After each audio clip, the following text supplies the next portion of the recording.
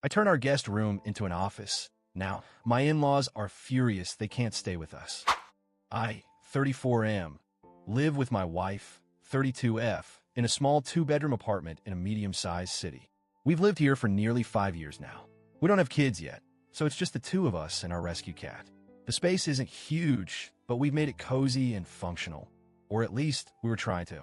For the past few years, the second bedroom has unofficially been the guest room. We don't host people that often. Mostly it's used when my wife's parents come to visit from out of town, which happens maybe once or twice a year. They typically stay 3 to 5 nights, and they've always just assumed that room is theirs. But here's the problem. I work from home full-time, and I've been working from home since before the pandemic.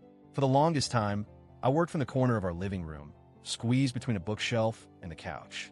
I was constantly surrounded by distractions, dishes clanking, laundry beeping, my wife moving around, the cat walking across my keyboard. It wasn't sustainable, and it was definitely starting to affect my productivity and, honestly, my mental health. About 2 months ago, I finally did something I'd been putting off for way too long. I converted the second bedroom into a proper home office. I bought a sturdy desk, a real office chair, no more dining chair back pain, mounted my monitor, set up decent lighting, and even added a few plants to make the space more inviting. I used saved-up money to make it happen. It wasn't cheap, but it was worth it. Since then, I've noticed a huge difference in how I work and how I feel. Fast forward to last week. My in-laws texted my wife to let her know they were planning a visit in early May. They sounded excited, and they naturally assumed they'd be staying with us like they always have. My wife, to her credit, tried to gently explain that the second bedroom is now my home office and not set up for overnight guests anymore. She let them know we'd be happy to pay for a nice nearby Airbnb or hotel. There are plenty within walking distance. We said we'd still love to host dinners, spend time together, show them around, but I'd still need a quiet space to work during their visit, especially since it falls on a weekday stretch. Well, it didn't go over great. Her mom made a comment like, "Oh, didn't realize we needed a reservation now to visit our daughter," and her dad asked, "Since when does a desk matter more than family?" My wife was visibly stressed after the call. I felt awful. Not because I thought we'd done something wrong, but because she was stuck in the middle. From my perspective, this wasn't about being unwelcoming. I even offered to pay for their lodging. It was just about space, practicality, and boundaries. I thought the compromise was more than fair. But now the vibe is weird. Her parents have been sending shorter than usual texts, and my wife said she feels like we broke some unspoken family rule.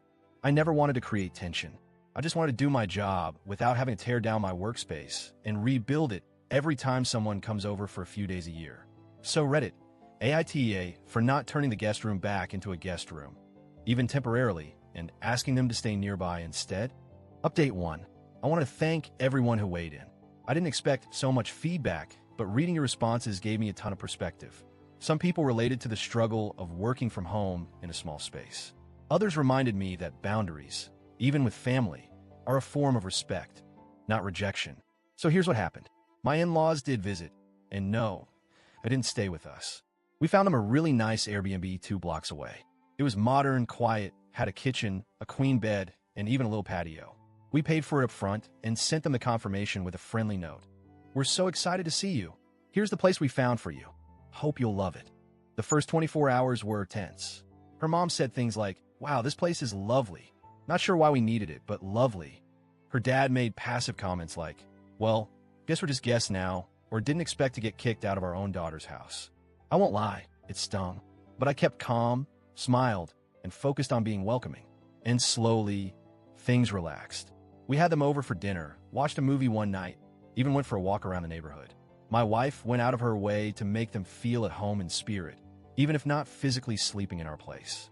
She planned a brunch at their favorite cafe and spent one afternoon with her mom shopping like they used to.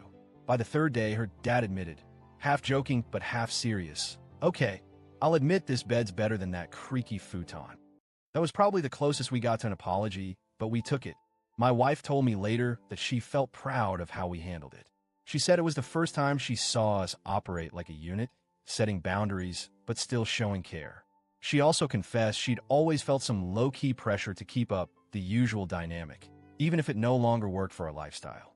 Since then, we've had a few heart-to-hearts about our future, space, and where we draw the line when family starts to step into our personal lives.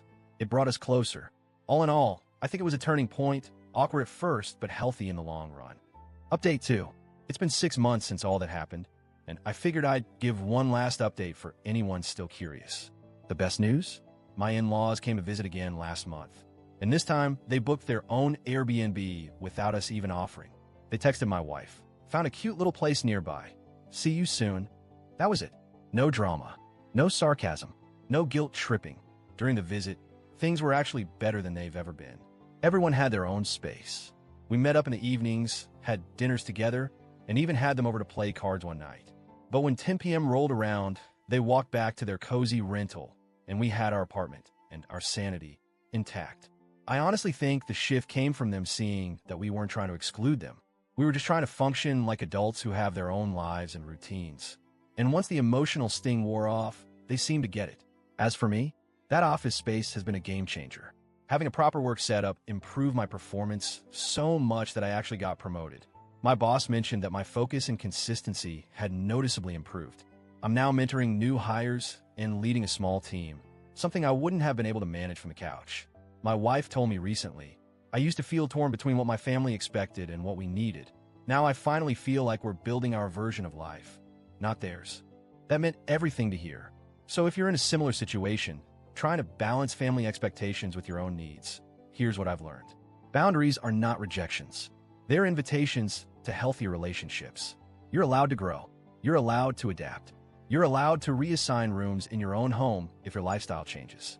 And sometimes, if you stick to your values kindly but firmly, the people who love you will meet you halfway, even if it takes time. Thanks, Reddit, for helping me see that the room wasn't just a room. It was a stand for myself, my marriage, and my future. And I'm glad I took it.